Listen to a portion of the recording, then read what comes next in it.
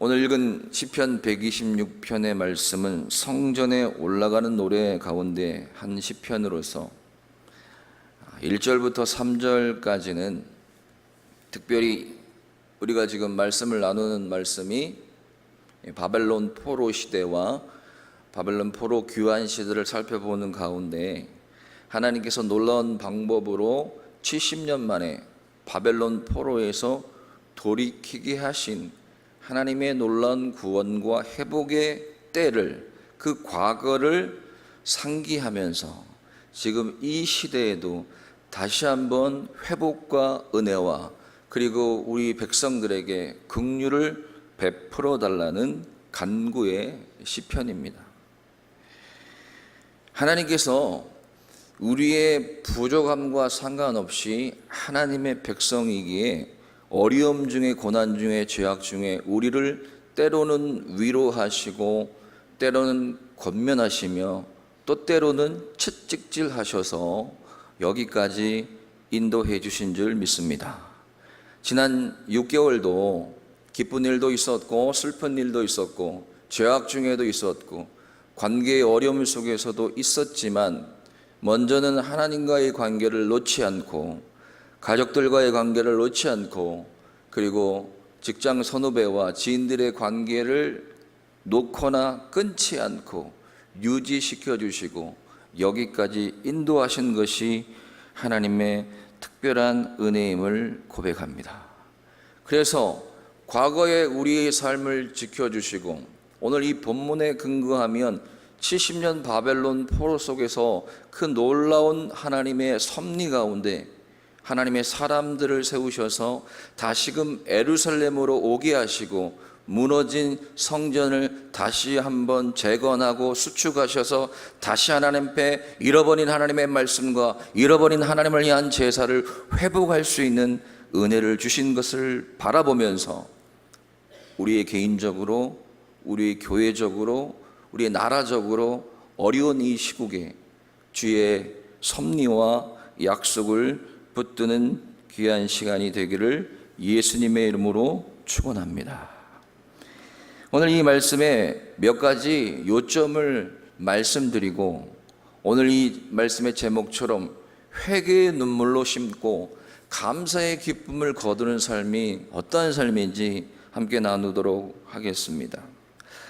첫 번째 주요한 요점은 뭐냐면 위기들 속에서 하나님의 백성은 과거에 경험한 긍휼 사건을 통해서 힘을 얻고 하나님의 긍휼을 위해 기도할 수 있다는 것입니다. 우리가 과거에 집착해서 과거에 매여 살면 안 되지만 과거를 통하여 내가 때로는 잘했든 때로는 못했든 그거와 상관없이 그때그때마다 우리를 인도하시고 회복하신 하나님의 은혜의 사건들을 기억하면서 추억하면서 상기하면서 이지랴 어찌 우리 그날을 6.25를 잊지 않듯이 개인적으로 나에게 하나님께서 하신 일들, 우리 가정에 하신 일들, 우리 교회에 이 나라와 민족에 하신 일들을 다시 한번 상기하고 우리가 일제 35년에 나라를 빼앗긴 시절이 있었습니다. 마찬가지로 비슷한 이스라엘 백성들도 자신의 죄 때문이었고 조상들의 죄 때문이었지만 장장 70년 동안 나라를 뺏겨서 노예처럼 타국에서 주권도 인권도 없이 살아가던 그 치욕의 역사를 이스라엘 백성들은 잊을 수가 없었습니다.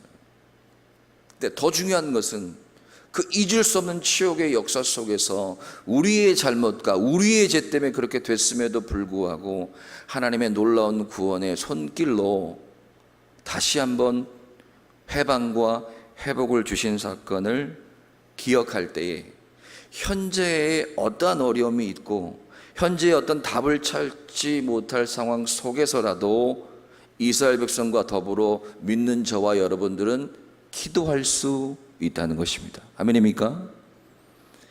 기도가 안 되잖아요. 너무 힘들면. 지난주의 말씀의 제목이 무엇이었죠? 기도할 수 있는데 못한다는 게 안타까움이죠. 신앙 안에서 특히 구원받은 사람들의 삶의 가장 중요한 부분이 기도인데, 지난번에도 말씀드렸습니다. 이 기도가 제일 어렵습니다. 기도가 어려운 것은 뭐냐면 나의 믿음의 보고서, 나의 믿음의 점수가 바로 기도입니다. 믿음이 있는 대로 기도하는 거예요. 믿음이 있는 만큼 기도하는 거예요. 그래서 우리의 믿음이 잃어버려지고 믿음이 약해지면 기도도 약해지고, 믿음이 거의 없으면 기도도 거의 없는 거고, 예배는 나오지만 예배가 예배되지 않는 것은 뭐냐면 우리의 삶에 믿음을 동반한 기도의 삶이 되어지지 못하고 있을 때 그렇습니다. 기도할 수 있는데, 그래서 우리가 믿음의 근거, 기도의 근거를 도무지 찾을 수 없을 때는 하나님을 생각하고 하나님께서 개인과 나라와 민족을 통해 하신 일들을 봐야 된다는 겁니다. 우리는 어디를 통해서 볼 수 있을까요? 개인적으로도 볼 수 있겠지만 하나님의 말씀을 통해서 볼 수 있습니다. 이리저리 봐도 하나님이 돌아가신 것 같고 회복의 소망이 없다, 이렇게 힘들어할 수 있습니다. 그에게 위로를 할 수 없습니다. 그러나 그에게 말씀할 수 있어요. 하나님이 지사님을 통해서, 우리 친구를 통해서 하신 일을 기억해봐라. 없어요. 저는 맨날 실패했어요. 그러면 나를 향한 이 생명의 말씀, 이 생명의 말씀, 복음의 말씀을 통해서 하나님의 섭리와 하나님의 일하심을 한번 봐라. 그러니까 과거의 문제를 상기하고 기도하는 부분은 더 엄밀하게 말하면 하나님의 말씀을 생각하며 기도하는 것을 말합니다. 첫 번째 주요한 요점은 과거에 하나님께서 행하신 긍휼의 사건을 통해서 우리는 기도할 힘을 얻을 수 있다는 것입니다. 아멘입니까? 그러니까 기도는 무조건 해야 되는데 기도가 안 될 때는 그 방법이 필요하고, 오늘 이 시인은 그렇게 기도합니다. 두 번째 요점은 뭐냐면 오늘 본문 1절과 4절에 포로를 돌려보내다. 제가 읽어볼게요. 시온의 포로를 돌려보내실 때에, 4절에는 포로를 남방 시내들 같이 돌려보내소서. 1절은 과거니까 이미 일어난 일이에요. 그때 돌려보내실 때에 하고 얘기하고 있고, 4절은 미래예요. 우리를 돌려보내 주시고 회복해 주시고 미래에 대한 얘기를 하는 겁니다. 어차피 시제는 다르지만 똑같은 이야기를 시인은 하는 겁니다. 답시다. 과거에도 계시고 앞으로도 계시고 지금도 살아계신 하나님, 여호와 하나님입니다. 현재가 너무 힘들면 과거를 볼 필요가 좀 있습니다. 현재에 너무 고난이 많으면 하나님의 약속에 근거한 미래를 좀 볼 필요가 있어요. 현재의 고난은 장차 우리가 누릴 영광과 좋게 비교할 수 없다. 그 말씀을 붙들고 현재의 고난을 이기실 줄 믿습니다. 힘든 일이 너무 많죠. 어떤 목사님의 동영상을 지금 제가 몇 번 보고 있는데요, 외국분인데 그분이 피를 토하며 하시는 말씀은 뭐냐면, 예수님을 믿는 자녀답게 그리스도인답게 사는 것은 너무너무 힘들다. 그분 이렇게 말했어요. 거의 한 30-40년 목회하신 유명한 외국의 목사님, 지금 현재 살아계신 목사, 설교를 열심히 하시는 목사님입니다. 그분 이렇게 말하더라고요. 제가 40년 이상을 목회하고 30년 이상 설교를 하고 목회를 하면서 깨닫게 되는 것은 여전히 작은 죄에 넘어지는 자신과 성도들을 바라본다는 거예요. 그럴 때 우리는 하나님 앞에 물음표를 던지잖아요. 신앙이 필요 없네요. 믿음도 별 볼 일이 없네요. 그렇게 말할 수 있어요. 그러나 그 목사님 그렇게 말하지 않았어요. 그만큼 우리를 향한 구원의 계획과 우리에게 주신 구원은 놀랍다는 거예요. 우리의 힘과 결단과 결심과 새벽 기도와 금식 기도로 우리는 거룩해질 수 없는 사람이에요. 그러니까 우리가 조금만 자만하면 넘어져요. 그렇죠? 조금만 믿음이 있다고 생각하면 넘어지는 겁니다. 그래서 오늘 가장 큰 은혜는요, 기도를 잘하거나 목회자가 설교를 잘하고 목회를 잘하거나 그리고 가장이 돈을 많이 벌어오고 아내를 사랑하고 자식들을 사랑하는 거 귀하죠. 귀하지만 정말 크리스천의 가장 큰 은혜는 예수를 처음 믿을 때든지 10년 됐든지 초신자 때든지 집사 때든지 평신도 때든지 상관없이 직분과 신앙의 연조에 상관없이 주님 오실 때까지 말씀을 들을 때, 때로는 죄 가운데서도, 때로는 힘들 때 자신의 잘못을 하나님 앞에, 때로는 사람들의 말을 통하여 진심으로 깨달을 수 있고 눈물로 그 자신의 죄와 더 나아가선 자신의 죄뿐만 아니라 자신의 가정의 죄, 교회의 죄, 나라와 민족의 죄를 위하여 눈물을 흘릴 수 있다면 그 사람이 가장 복을 받은 사람이라는 것입니다. 여러분, 눈물이 잘 나와요? 물론 성정적으로 눈물을 잘 흘리시는 분이 있어요. 복 받은 것 같아요. 눈물을 잘 흘리시는 분이 있는데 눈물이 전혀 안 나는 분도 있습니다. 연기자들은 막 이렇게 연기하다가 눈물을 흘리잖아요. 그것도 뭐 진심이 좀 묻어나겠지만 눈물이라는 것은 만들어내기가 어렵습니다. 그렇죠? 만들어내기가 되게 어려워요. 그러니까 진심이 담겨져 있지 않으면 눈물이 안 나와요. 그리고 눈물 흘린다고 다 은혜를 받은 것은 아니지만 눈물은 그런 것입니다. 제가 어떤 말을 좀 만들어봐요. 여러분 다 아는 말이에요. 남자는 여자의 뭐에 약합니까? 눈물에 약합니다. 그리고 여자는요, 뭐에 약합니까? 남자의 무릎에 약하대요. 무릎 탁 꿇으면. 정말 냉정한 여자는 그래도 막 내치겠지만 진심으로 남자가 여자 앞에서 무릎을 착 꿇는데 마음이 약해지기, 그렇습니까? 여자분들? 그렇대요. 아무튼 다시 한번 말씀드릴게요. 여러분이 코너에 몰릴 때 그렇다고 그걸 자주 사용하지 마시고, 너무 자주 울면 약발이 없어서 남자들이 불쌍히 여기지 않습니다. 정말 너무 힘들 때는 눈물로 메시지를 보내잖아요. 자매님들이나 어머님들이. 그때 아무리 목석 같은 남편도 뭔가 메시지를 받겠죠. 정말 힘든가 보다. 내가 뭘 정말 잘못하고 있는가 보다. 답시다. 여자의 무기는 눈물입니다. 정말 필요할 때 눈물을 흘리셔야 될 것 같아요. 진심이니까. 물론 그걸 트릭으로 속임수로 할 수 있는 고도의 수법이 있는 분도 있겠지만 쉽지 않아요. 남자는 뭐에 약하다고요? 여자의 눈물에 약합니다. 그리고 여자분들은 남자의 무릎 꿇음에 약한 거예요. 한 번만 봐달라고. 진심이라고. 그런데 우리 하나님은요, 우리 하나님은 죄인의 회개의 눈물에 가장 약하십니다. 잘 나가는 사람, 멋있는 사람의 주님 한번 지켜보세요. 제가 주의 일을 위해서 충성하겠습니다. 제가 돈 벌어서 한 10억 헌금하겠습니다. 제가 성전 건축하겠습니다. 이런 것도 하나님이 기뻐하시고 좋아라 하시겠지만, 그것도 좋아하시겠지만, 죄인이 자신의 죄를 인하여 뼈아프게 눈물로 하나님 앞에 눈물 흘릴 때에 하나님의 마음은 움직인다는 겁니다. 그 가장 좋은 방법 우리가 잘 못합니다. 왜? 믿음이 없으면, 말씀에 순종하지 않으면 회개의 눈물은 없습니다. 쇼는 할 수 있어요. 슬픈 척 할 수 있어요.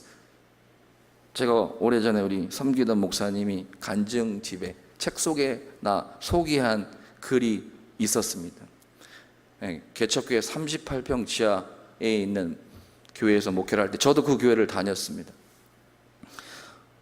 어떤 분이, 여자분 젊은 세대이 새벽 예배만 오면 예배 전부터 울면서 찬양할 때도 울고 말씀을 들을 때도 계속 울고, 말씀 듣고 통성 기도할 때는 그냥 막 꺼이 혼자 막 거의 막 그렇게 울어요. 그래서 그게 이제 한 번이면 은혜를 좀 받았나 보다, 또 회개를 하나 보다. 그런데 매일 우는 거예요.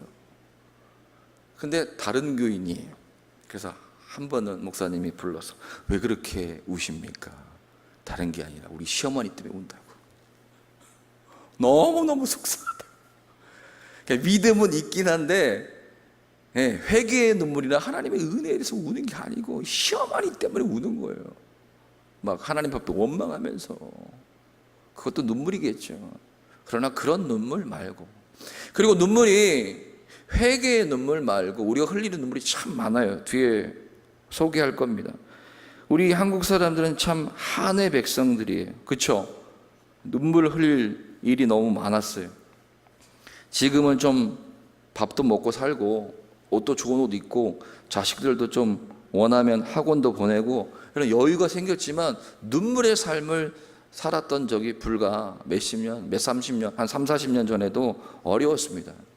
제가 우리 회개의 회개의 눈물 말고 뼈아픈 눈물을 좀 소개할게요. 여기 해당되는 분은 죄송합니다. 어떻게 해요? 그래서 소개를 하겠습니다. 자녀를 잃은 부모의 눈물. 그렇죠? 자녀가 아무리 막 50대, 60대라도 자기 자식이 자기보다 먼저 죽으면 가슴이 찢어진대요. 저는 그런 경우 많이 안 있으니까. 근데 아이가 더 어릴 때 아이를 잃었어요. 얼마나 슬프겠고 그 눈물이 애잔하겠습니까? 그러니까 자녀를 잃었을 때의 부모의 눈물은 우리의 마음을 아프게 합니다. 반대로 부모를 잃은 고아의 눈물, 아주 어렸을 때 두 부모를 다 갑자기 잃었을 때 그 아이의 그 비통함, 눈물 평생 가겠죠. 이것도 눈물입니다. 그 다음에 남편을 잃은 아내의 눈물. 요즘에는 잘 갔다고 막 눈물 흘리면서 빨리 갔어야 되는데 이런 아내도 있겠지만 정상적으로 보면 그 사랑하는 일평생 나를 위해 수고한 아내의 그 갑작스런 죽음에 남편은 정신을 못 차립니다. 제가 상담을 제대로 공부하지 않았지만 우리 신학에 보면 목회 상담학 과목이 있는데 이 스트레스 지수가 있어요. 충격 지수, 트라우마 지수. 그 1등이 배우자의 사망입니다. 200%. 배우자가 갑자기 죽었을 때 최고의 스트레스래요. 200%. 그건 상담학자들이 하는 말이고, 아무튼 남편을 잃었을 때 아내의 눈물, 아내를 잃었을 때 남편의 눈물. 정말 눈물 맞잖아요. 너무 슬프고 너무 가슴 아프잖아요. 그리고 그 눈물에 누가 우리가 뭐라고 할 수 있겠습니까? 그리고 실업자의 눈물. 이 직장 아니면 우리 가족이 먹고 살지 못해요. 나가 가장인데 그거 실직했을 때, 그리고 좀 어렵게 사업을 일궈서 사장이 되는데 부도 났을 때 우리는 그 사람의 심정이 안 되면 모를 것 같아요. 그래서 자살하면 안 되지만 오직 힘들면 자살을 생각할까요? 그만큼 힘들다는 거죠. 그 다음에 너무 배고파서 굶주림에 눈물 흘리는 그 가난한 사람. 죄송합니다. 연배가 많으신데 저도 많이 배고파 봤어요. 진짜 힘들더라고요. 그 배고픈 자의 그 서러움의 눈물, 그것도 눈물이죠. 그 다음에 여기 계신지 모르겠지만 북에 사랑하는 가족을 두고 오신 실향민들의 슬픔과 눈물. 이 모양 저 모양의 눈물이 많습니다. 그러나 그런 눈물도 중요하지만 오늘 이 본문은 자신의 죄와 자신의 가정과 직장과 교회와 나라와 민족의 죄를 인한 회개의 눈물을 말하는 거예요. 다른 것도 다 귀하지만 다른 것도 있지만 이 회개의 눈물이 없는 사람은 그 눈물은 그걸로 끝나는 거예요. 그냥 안타까울 뿐이에요. 그 눈물로 인하여 무엇이 만들어지지 않고 생명을 탄생시킬 수 없어요. 물론 그 눈물을 인해서 내가 열심히 살아야지 하는 그런 삶에 대한 거룩한 동기를 가져다 줄 수는 있지만 죽어가는 영혼을 살리는 능력은 그 눈물에 없습니다.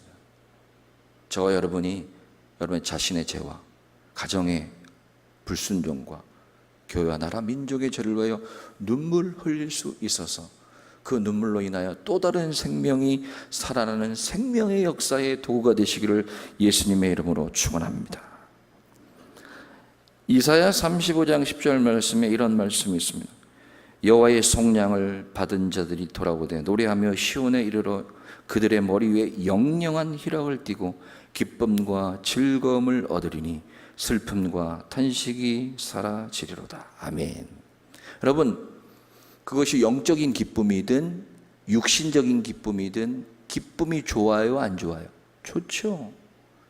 기쁨을 주셔야 안 주셔요? 주셔요. 하나님 우리가 기쁘기를 원해요. 행복하기 원해요. 즐겁기를 원해요. 하나님 우리에게 슬픔과 고난과 역경과 환난만 주시는 분이 아닙니다. 오해하지 마십시다. 하나님의 특별한 섭리 가운데 우리에게 어려움을 주시기도 하지만 저도 가슴을 가게 만지고 생각해 보면 다 나 때문입니다. 한번 더 합시다. 나 때문이에요. 인정하지 못할 뿐이지 다 나의 불순종과 고집과 폐역과 다 나 때문에 오는 것이 슬픔과 아픔이에요. 그런데도 그 슬픔과 아픔을 해결해 주시니 얼마나 감사합니까? 근데 중요한 것은 하나님 우리에게 기쁨을 주시는 분이에요. 그런데 성경을 보고 우리 인생을 볼 때 진짜 내 마음속에 솟아나는 이 평화는 깊이 묻힌 보배로다. 주님이 주신 그 기쁨과 평화는 비교할 데가 없다고 우리가 찬양할 때 그 느끼는 그 기쁨, 하늘의 기쁨은 잘 들으십시오. 저도 요즘 고민이 많이 정말 큰 슬픔과 비탄 이후에 옵니다. 특별히 영적인 기쁨은 반드시 뼈아픈 회개, 눈물을 통해서만 하늘의 신령한 기쁨을 얻을 수 있습니다. 회개하지 않고 하나님 앞에 자신을 돌아보지 않고 어떤 기쁨을 원하는 우리의 모습을 보게 됩니다. 비가 온 후에 땅이 단단해지듯이 나의 죄를 인하여서든 애매히 당하는 것이든 삶의 많은 환난과 고통과 슬픔 후에 오는 기쁨은 진짜 그 기쁨이 천상의 기쁨입니다. 자식이 원하는 서울대학 모과에 수석으로 합격하면 저 자신도 엄청나게 기쁠 것 같아요. 우리 자녀들이 공부 잘하는 거 기쁜 거잖아요. 그렇죠? 가문의 영광이잖아요. 누구 아들 서울대학 무슨 과 수석 입학하다 얼마나 기쁘겠어요. 안 기쁘십니까? 여러분 영적인 기쁨만 원하시나 봐요. 너무 기쁠 거잖아요. 그 기쁜 거 맞아요. 하나님의 복 맞습니다. 그런 복은 자식이 열심히 공부하고 해서 얻을 수 있는 기쁨이지만 따라합시다. 영원하지 못합니다. 얼마 못 갑니다. 오히려 자식이 서울대학 수석 입학한 것 때문에 그때부터 고민이 시작될 수도 있어요. 또 다른 고민이 시작될 수도 있어요. 근데 하나님이 주신 기쁨은 영원합니다. 그리고 또 다른 생명을 낳는 기쁨입니다. 요 주변에 우리 교회 성도님들 뿐만 아니라 지인들 중에 우리 임신하신 분들이 참 많아요. 그렇죠? 있습니다. 다 요 근래에 이제 출산을 하시더라고요. 딸이 됐든 아들이 됐든 첫째가 됐든 둘째가 됐든 셋째가 됐든 그 아이의 태어남은 뭡니까? 기쁨이잖아요. 왜? 생명이니까. 그렇죠? 기쁨이잖아요. 답시다. 회개의 눈물을 통해 생명의 기쁨을 주신다. 그래서 우리의 삶 속에 그러니까 결론적으로 뭐냐면 늘 하나님의 말씀과 보좌 앞에 나가야 나의 죄를 볼 수 있습니다. 남편이, 아내가, 목사님이, 사장님이 지적하는 죄는 회개로 이어지지 않아요. 그렇죠? 물론 겸손해서 정말 내가 잘못했구나. 저 목사님 말씀 들어보니까 내가 정말 잘못했네. 그건 특별해요. 정말 특별한 하나님의 은혜예요.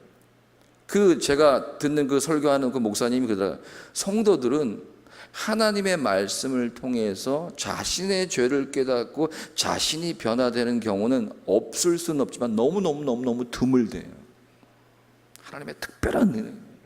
그래서 여러분 다른 거에 감사하지 마시고 내가 하나님의 말씀을 듣고자 하는 마음이 있고, 아멘입니까? 그 말씀에 내 아이의 잘못에 대해서 지적할 때 들을 마음이 있고 그 말씀대로 뭔가를 바꿔볼 마음이 여러분 조금이라도 있다면 여러분 대단히 복받은 사람입니다. 아멘입니까? 저도 그렇고 여러분도 그렇고 여러분 자신을 바꿀 수 있는 사람이 누가 있습니까? 아무도 못 말립니다. 특히 여러분의 약점과 잘못된 습관은 죄송하지만 하나님의 특별한 은혜가 아니면 죽을 때까지 안 고쳐져요. 그렇잖아요. 그러니까 누구의 지적이나 권면으로 우리의 삶이 달라질 경우는 확률적으로 거의 없어요. 특히 부부끼리는 차라리 부부가 갈라서지.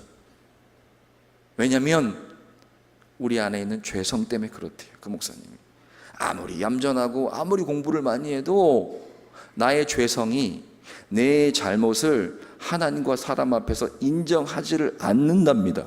그게 죄의 뿌리랍니다. 절대로 인정하지 않고 하나님의 은혜와 예수 믿는 자만 가능하다는 거예요.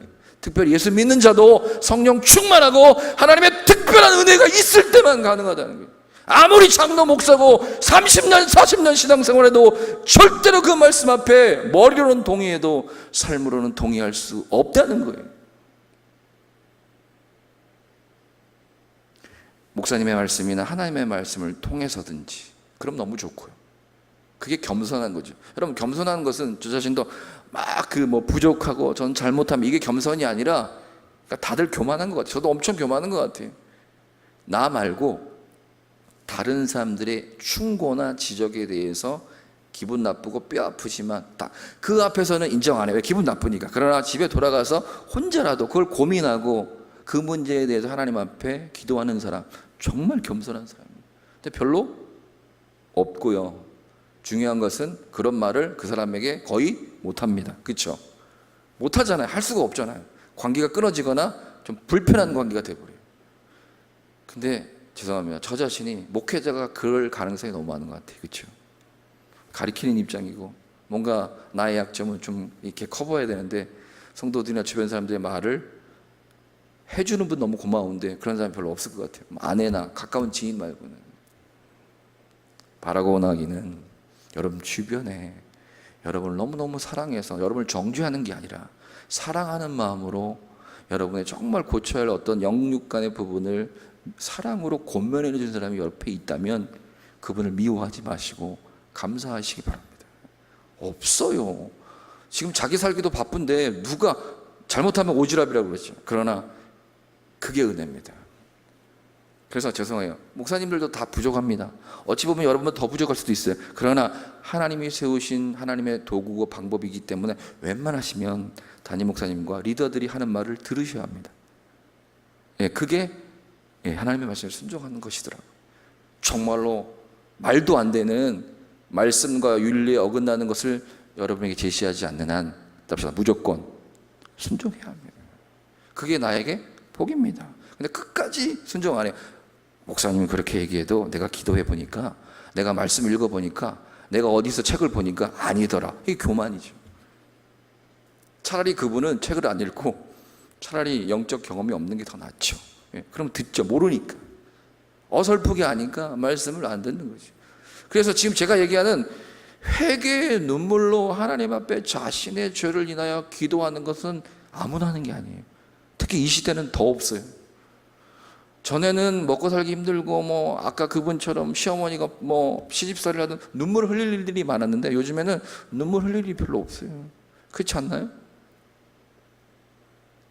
다시 눈물 흘릴 일이 오기 전에 자주자주 눈물 흘리자. 하나님 앞에. 사람 앞에 비굴하게 눈물 흘리지 마시고요. 하나님 앞에. 한번 더 합시다. 사람 앞에는 강하고 교만하라는 얘기가 아니라 하나님 앞에는 약하자. 눈물 흘리셔야죠. 근데 이게 참 안 됩니다. 그러니까 이 시인이 그러는 거예요. 주님, 도무지 소망이 없는 그 포로 속에서 우리를 건지신 주님, 이제 내가 그 주님을 의지하여 기도합니다. 농부가 씨를 뿌리면 때가 되면 열매를 거두는 것처럼 눈물로 씨를 뿌리니 기쁨으로 단을 거둘 줄 믿습니다 하고 고백하는 겁니다.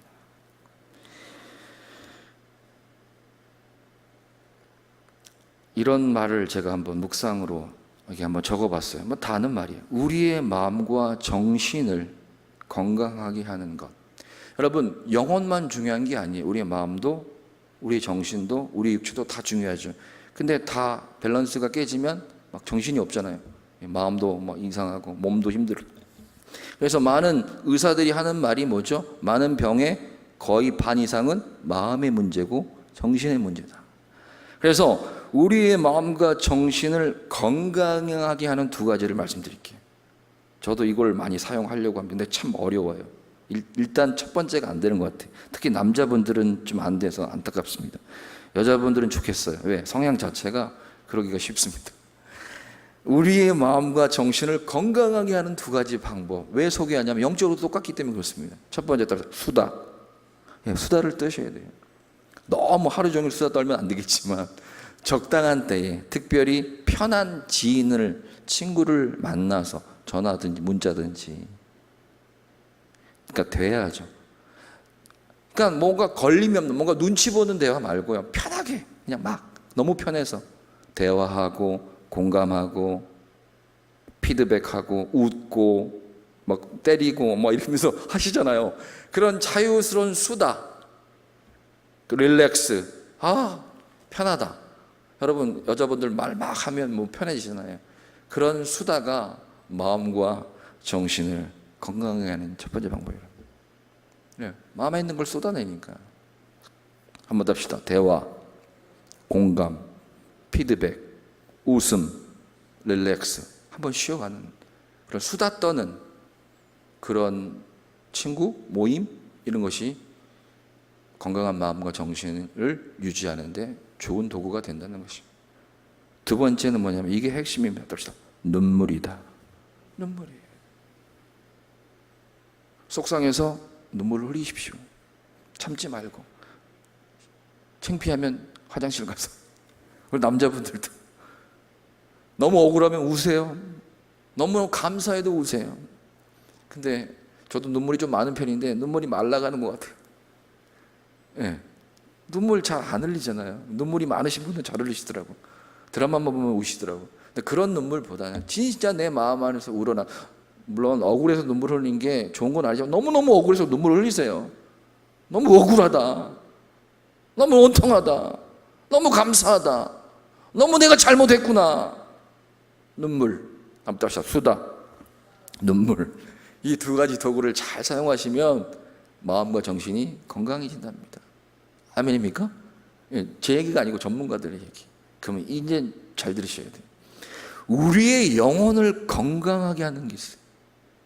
이건 우리가 죽을 때까지 좀 부지런히 실천하고 우리의 것으로 만들면 남편이 속썩이고 아내가 속썩이고 교회에 좀 문제가 있고 직장에 문제가 있고 나라가 어지러워도 나는 평안과 기쁨을 누릴 수 있어요. 나라가 편하고 남편이 잘해주고 아내가 잘해주고 교회 목사님이 잘해주고 우리 교회가 너무 좋아서 행복하지 못할 사람이 어디 있습니까? 그렇죠? 자녀가 잘 되는데 왜 슬퍼합니까? 그런 거 말고, 자녀 때문에 미치겠어요. 죄송합니다. 교회 시험 들어서 뭐 어떻게 못하겠어. 막 고민이 너무 많아. 나라 때문에, 먹고 사는 것 때문에 너무너무 다들 힘들어하는데 그 속에서 하나님이 주신 기쁨과 평강을 누릴 수 있는 것, 그것이 그리스도인의 특권 아니겠습니까?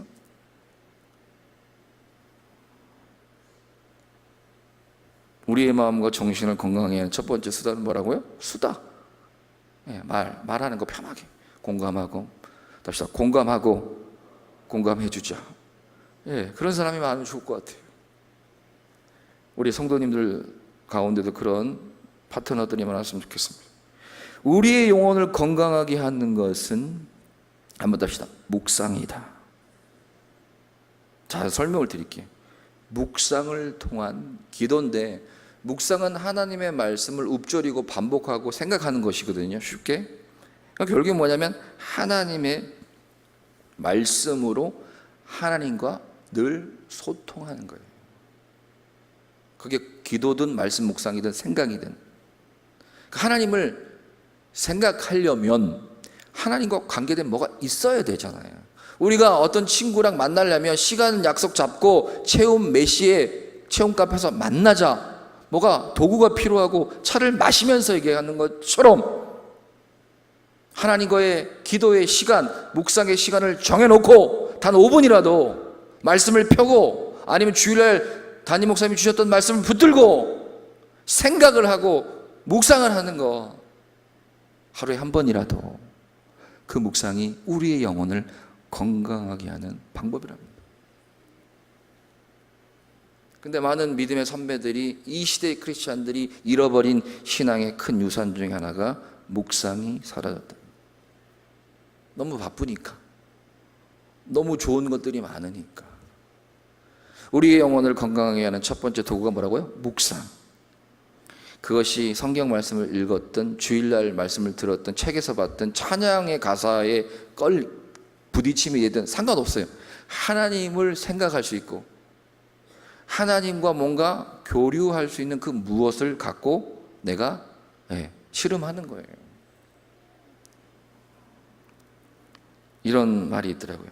참된 묵상은 반드시 눈물의 기도로 이어지고 눈물의 기도는 치열하고 열정적인 삶으로 이어진답니다. 결국엔 뭐예요? 묵상이 없거나 짝퉁이고 기도가 허투른 기도거나 회개의 기도가 아니니까 우리의 삶이 치열하지 않고 간절하지 않고 힘들기만 하다는 거죠. 두 가지 도구가 뭐예요? 두 번째, 눈물의 기도, 회개예요. 묵상과 눈물의 기도가 우리의 영혼을 늘 건강하게 하는 건강 음료고 건강 음식이라는 겁니다. 여러분 콩 있죠? 콩. 저는 콩을 좋아합니다. 콩을 못 먹는 분들이 콩이 좋잖아요. 그런 것처럼 좋으시면 더 드시고 싫어도 건강을 위해서 먹듯이 하나님의 말씀이 좋고 저처럼 원치 않아도 성경을 읽어야 될 이런 복받은 거죠. 죄송합니다. 이런 직업에 있든 상관없든 콩을 좋든 싫든 콩을 먹어야 되듯이 하나님의 말씀이 좋든 싫든 먹을 수 있는 건강한 주의 백성들이 되기 바랍니다. 근데 그 건강한 영적 상태의 하이라이트가 눈물의 기도래요. 요즘에 청년들과 미움에 대해서 나누고 있는데 미움의 특징 중에 두 가지가 있습니다. 한 가지는 그 미움이 암이라는 것과 또 한 가지는 음식물 쓰레기라는 것입니다. 암은요, 요즘에는 의술이 발달돼서 웬만하면 치료도 되지만 원래 암이라는 것은 발견되면 끝난다는 겁니다. 그게 암입니다. 근데 또 어떤 특징이 있죠? 증상이, 징후가, 감지가 잘 안 된다는 거예요. 특별히 뭐 췌장암 이런 거는 그냥 발견되면 그냥 돌아가시는 거래요. 특별한 거 아니면. 그러니까 미움은요, 만져지지도 않고 의식하지도 않지만 그 미움의 문제를 발견하는 순간 이미 나는 끝난 거예요. 그래서 미움은 암입니다. 그리고 미움은 음식물 쓰레기를 한 것은 뭐냐면 미움은요, 우리가 살아가면서 원튼 원치 않든 날마다 생겨요. 큰 미움이든 작은 미움, 뭐 섭섭함, 야속함, 너 두고 봐라, 네가 저렇게 해? 그게 아내가 됐든 남편이 됐든 매일매일 생긴다는 거예요. 근데 그 매일매일 생기는 음식물 쓰레기를 적당한 방법으로 담아서 바로바로 음식물 쓰레기 함에 버려주면 그 음식물 쓰레기가 우리의 삶에 방해가 되지 않지만 그 음식물 쓰레기를 방치하고 치우지 않으면 집안이 난리가 나고 파리가 끼고 난리가 나고 냄새가 나서 더 이상 내 주변에 사람이 오지 않도록 삶이 망가지는 삶이 되듯이 우리의 미움의 문제를 제때제때 해결하지 않으면 그런 고통스러운 삶이 되는데 그 미움을 해결하는 유일한 방법이 바로 회개하는 겁니다. 하나님 앞에. 근데 우리는 되게 그 문제를 쉽게 생각하고 별로 중요하지 않게 생각하는 것. 저 자신도. 눈물의 능력과 회복의 능력은 다음 시간에 말씀드리려고 합니다. 한 번 더. 자, 그럼 오늘 말씀을 맺으면서 우리가 뭘 심고 뭘 거둬야 되는지를 오늘 본문의 말씀이나 제목을 통해서 이미 알고 있습니다. 회개의 눈물을 심고 감사의 기쁨을 거두자. 심는다고 다 거두는 건 아닙니다. 그렇죠? 거두게 하시는 분은 하나님이시고, 아멘입니까? 자라게 하시는 분도 하나님이시고. 근데 우리가 해야 될 건 있어요. 뭐요? 심는 거예요. 심는 대로 거둔다. 이건 다 아는 거잖아요. 근데 우리가 잘 심지도 않고 제대로 심지도 않고 엄한 거 심고 가장 오늘 이 본문에 말한 회개의 눈물은 전혀 심지 않고 감사의 기쁨을 바라니까 하나님도 곤란하고 목사님도 곤란하고 여러 사람이 곤란한 거예요. 막 띵깡 부려요. 내가 이렇게 예배 오래 다니고 봉사했는데 왜 내게 기쁨이 없냐고. 회개의 눈물은 없어요. 감사의 기쁨도 없어요.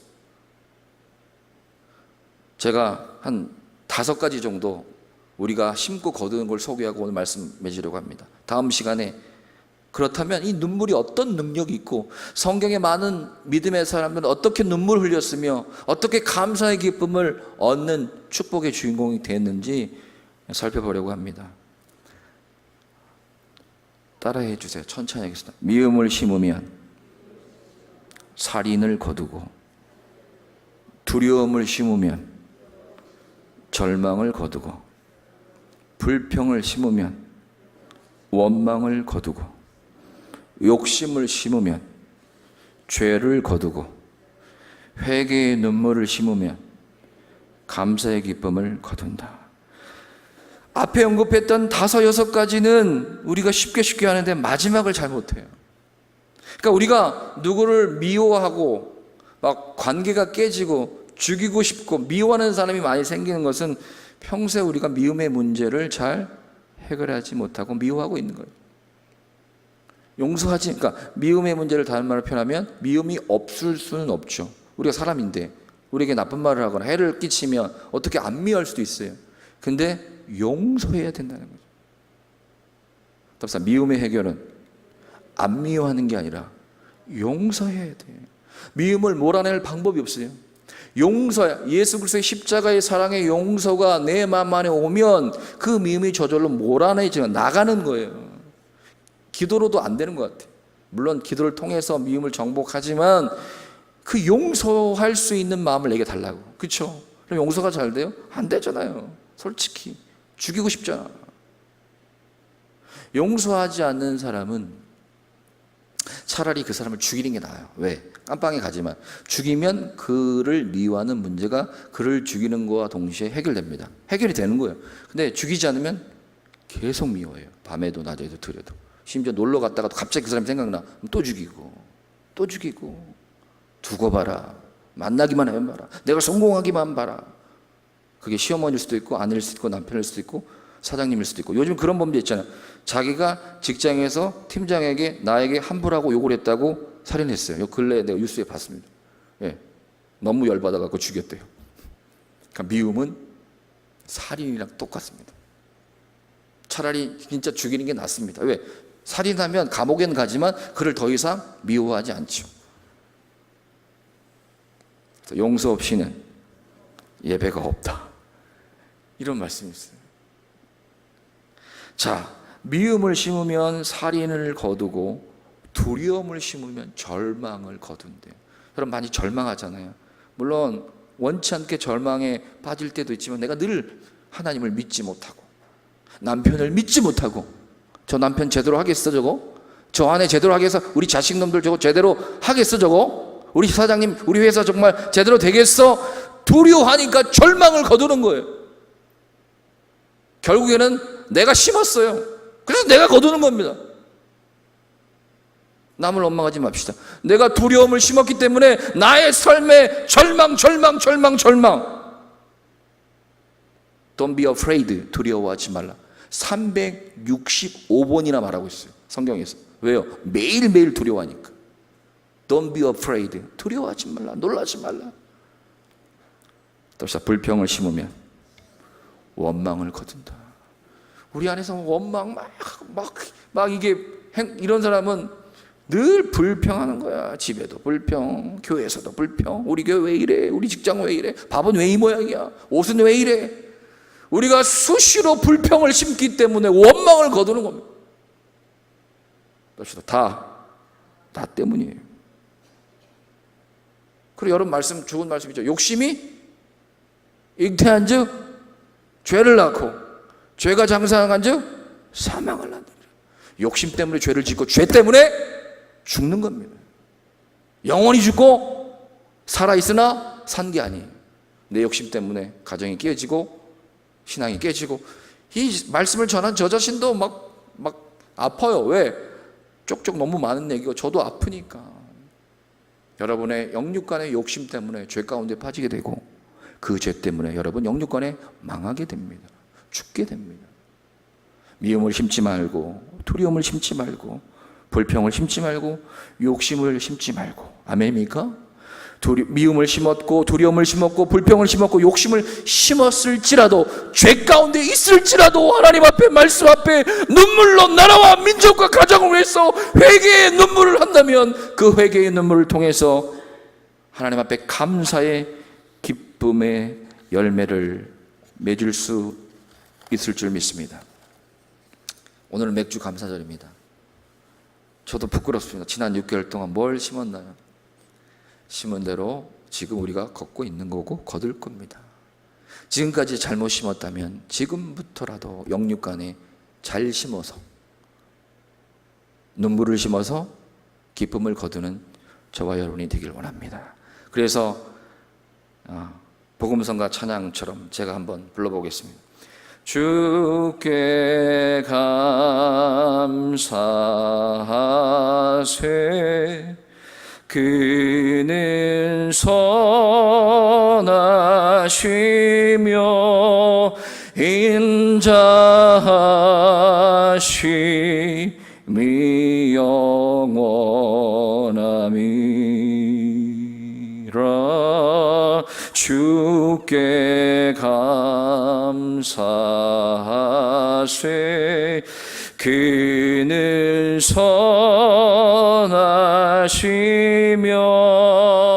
인자하심이 영원함이라.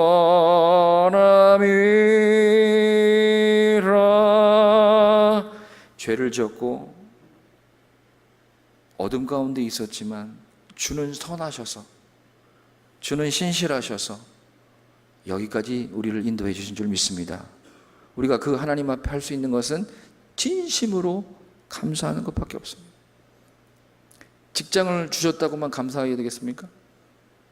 우리의 감사의 제목은 너무 많지만 구원하여 주신 것을 인하여 감사할 수 있어야 되고, 그리고 하나님 앞에 내가 눈물로 기도할 수 있는 믿음의 사람 된 것을 감사만 할 수 있다면 하반기에 어떤 어려움과 문제가 있을지라도 방금 제가 드린 이 찬양을 저와 여러분도 부르고 고백할 수 있을 줄 믿습니다.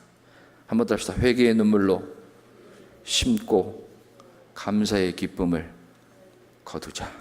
기도하겠습니다.